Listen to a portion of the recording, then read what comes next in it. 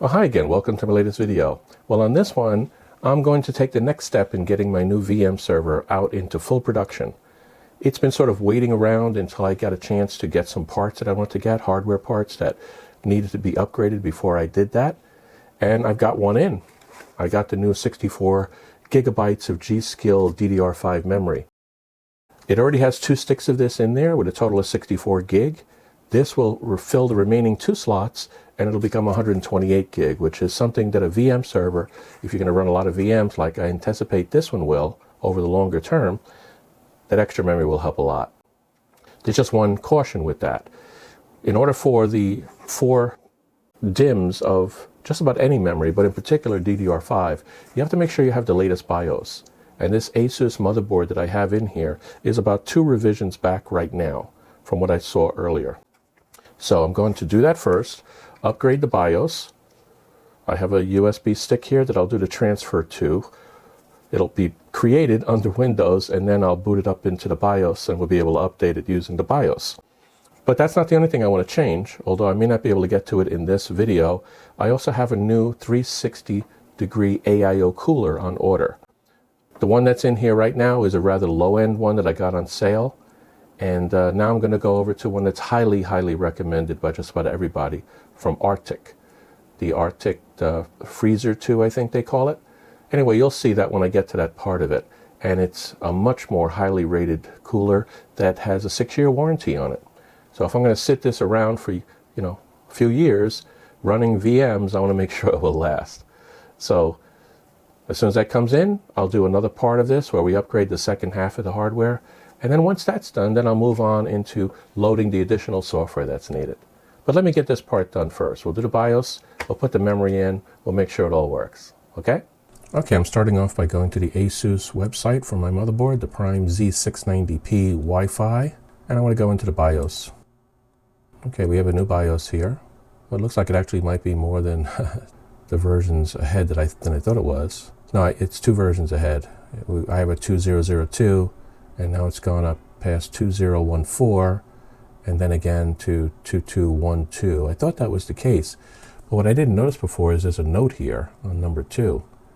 Overall, this improves system performance. A few other things are done in the previous version, but what's this about an ME firmware? That is basically, from what I understand, that is the firmware that's associated with the South Bridge or the chipset from Intel. But I'll have to go look that up and make sure. It says I should install that first. Before I do that, let me go ahead and download this and make sure I have it. Okay, so I've downloaded that. But where do I find this ME update? Is it down here in something else? Oh, here it is, Intel ME. There's a tool that I've got to run. Okay, is that the right version that they mentioned up here? They want us to do 16.1.25.2020 version 2. What do we got here? 16.1.25 2020 version 2. So that's it. Just came out a little over a month ago. So let me download that as well. So now I have the 2 updates, and I will open them up in a folder and I will save them. So those are the first 2 that I have here. Okay, I will save those, and then I'll install this ME update first. But let me find out what that's about before I do that. Okay, the first thing I wanted to do is find out what this is all about. It's what I suspected. It's part of the Intel chipset, this ME or management engine.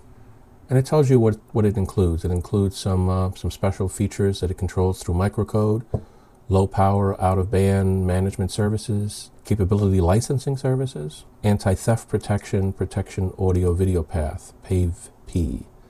And it goes through some of the issues related to it, which sort of now makes sense when I saw this alert that I saw before this, where it said that there is critical firmware updates, which obviously is applicable to what we just read in the new BIOS, that we should update this first.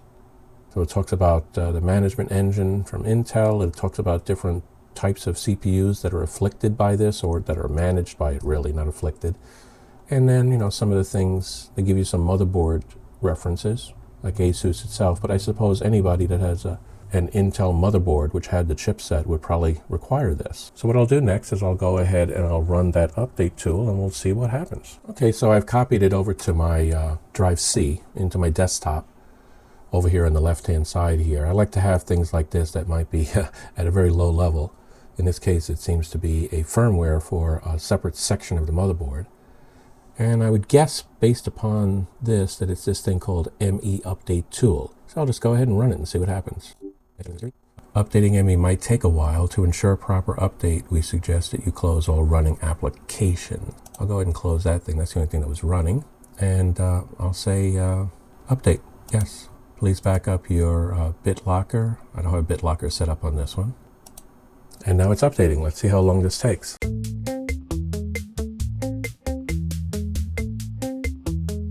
I hear it turning on and off, so I think it's going okay. That's a good sign. At least we didn't kill the system. Yeah, we're back to login. That's good. Okay, I guess that update worked. So let me move on and update the BIOS next. I'll go into the BIOS. Okay, now I have the directory open where I saved the new BIOS. There's a renamer here when you're going to do one of the updates without the CPU, which I'm not going to do in this motherboard. It doesn't even support it. So all I need to do is copy this one. I already have opened the USB. It's a blank USB, so I'll copy this one over. And then I will go ahead and basically shut this down at this point. Go into the BIOS. Shut this guy down. Okay, left the USB stick in there. No reason to take it out. I'm going to hit the delete key as this thing is powering it up. And here we are. And as I expected, all of the hardware I had right now, you see the two DDR5 memory sticks that are in there right now, 32 gig each, total of 64. They're running at the maximum X.M.P standard enabled frequency for those two sticks, and we're going to wind up doubling that. But let me go right into the advanced mode. We will go into Tool. We will go into this, the flash utility, and then I'll go into the USB. And that should be it. If I click on this Prime Z690p Wi-Fi ASUS 2212, okay, I don't need to back it up. I did that already. I want to read this file? Yes. Do you really want to update the BIOS? Yes, I do. And now it's updating. I do have it on a UPS right now because you do not want to lose power while the BIOS is being updated. That is a no-no. So it's right now on a UPS, and hopefully there's no glitches to my power as this takes place. That could cause the motherboard to be what we call bricked potentially, because I don't have a second BIOS switch on it, and then I'd have to send it back to the manufacturer. Still in the warranty, I believe.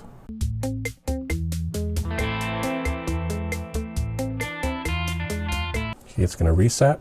I'm going to go back into the BIOS again, just to make sure. Sometimes it turns X.M.P off. That took a while because I think it was resizing memory.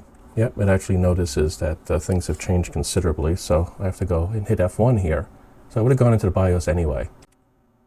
And there we go. And it did, like I said, it turned off X.M.P. So we're only running at 4,000 megahertz. I want to get it up to its full speed of 5,400. Let me enable that.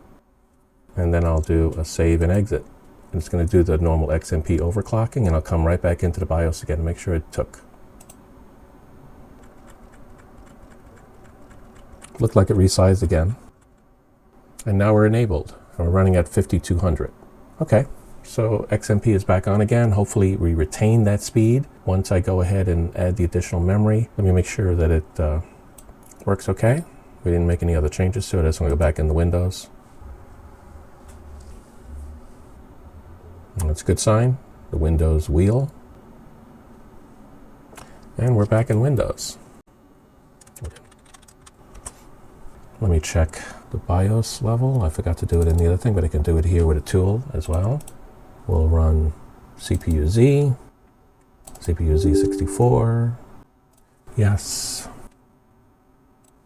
And then I will go into the main board, and we are now running, 2212. There we go. American Megatrends. Okay, so we're good. It's now running the latest BIOS. It's always good at this point to also run a software update from Windows, because sometimes you change these major changes and it brings something else with it.